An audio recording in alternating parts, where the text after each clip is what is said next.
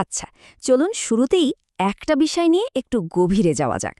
ছোট বাচ্চাদের কিছু শেখানোর কথা ভাবলেই আমাদের মাথায় প্রথমে হয়তো একগাদা বই, কড়ার নিয়ম আর কান্নাকাটির কথা আসে, তাই না?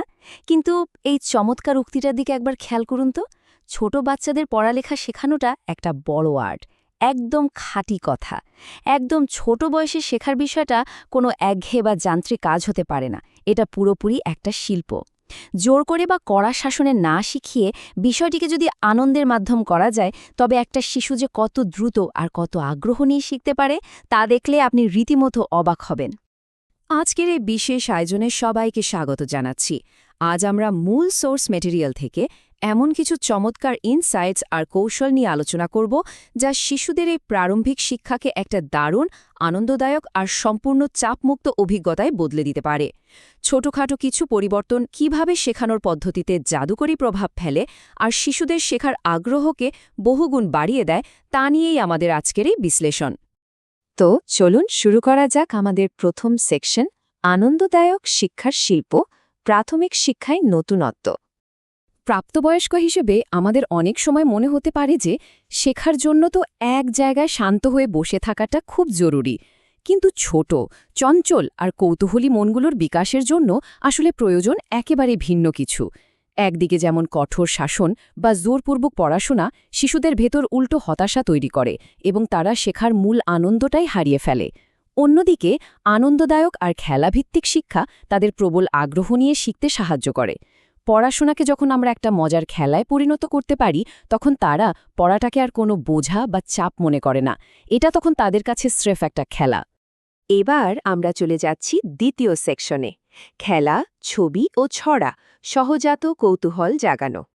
এখন সবচেয়ে দারুণ বিষয়টা হচ্ছে, বাচ্চাদের একটা সহজাত প্রবৃত্তি থাকে, তাদের কৌতূহল আর যে কোনো খেলার প্রতি প্রবল আকর্ষণ।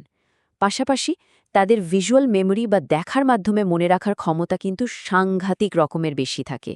পড়াশোনাকে পুরোপুরি খেলায় রূপান্তর করার কিছু অসাধারণ উদাহরণ রয়েছে এখানে। যেমন ধরুন, প্লাস্টিক বা কাঠের অক্ষরের ব্লক দিয়ে খেলার ছলে শব্দ তৈরি করা, অথবা flash card hide and seek. এটা কিন্তু দারুণ একটা খেলা। ঘরের বিভিন্ন জায়গায় অক্ষরের ফ্ল্যাশ কার্ড লুকিয়ে রেখে বাচ্চাদের সেগুলো খুঁজে বের করতে বলা যেতে পারে। যে কার্ডটা পাবে তাকে সেটা নাম বলতে হবে। চিন্তা করে দেখুন, পুরো ঘর যেন তখন একটা ট্রেজার হান্টের ময়দান।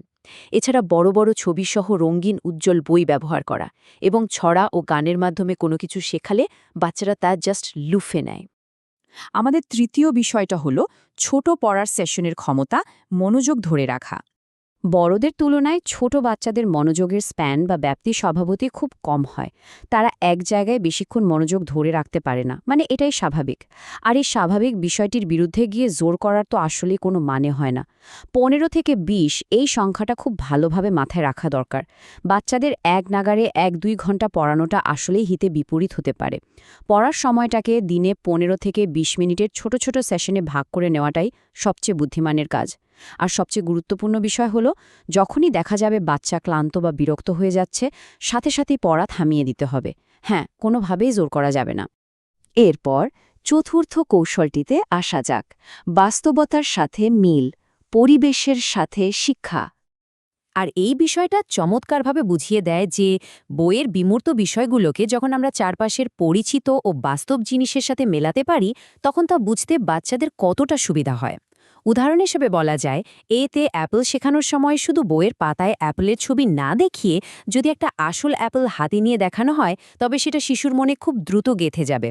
একইভাবে বল শব্দটির সাথে সরাসরি একটি বল দিয়ে খেলা অথবা গণিত সংখ্যা শেখানোর সময় ঘরের ভেতরে সত্যিকারের চেয়ারগুলো গুনে গুনে দেখানো যেতে পারে। মানে এই ছোট ছোট কাজগুলোই বইয়ের পাতায় থাকা পড়াগুলোকে একেবারে জীবন্ত করে তোলে। এবার পঞ্চম কৌশল, প্রশংসা ও ইতিবাচক আচরণ, শেখার আগ্রহ বাড়ানো। সত্যি বলতে কি, বাচ্চারা প্রশংসা পেতে ভীষণ পছন্দ করে। যখন তাদের ছোট ছোট অর্জনগুলোকে আমরা স্বীকৃতি দিই, তখন তাদের শেখার উৎসাহ এক ধাক্কায় যেন দ্বিগুণ হয়ে যায়। এটা তাদের মনে আরও নতুন কিছু শেখার আকাঙ্ক্ষাকে একদম জ্বালানির মতো উস্কে দেয়।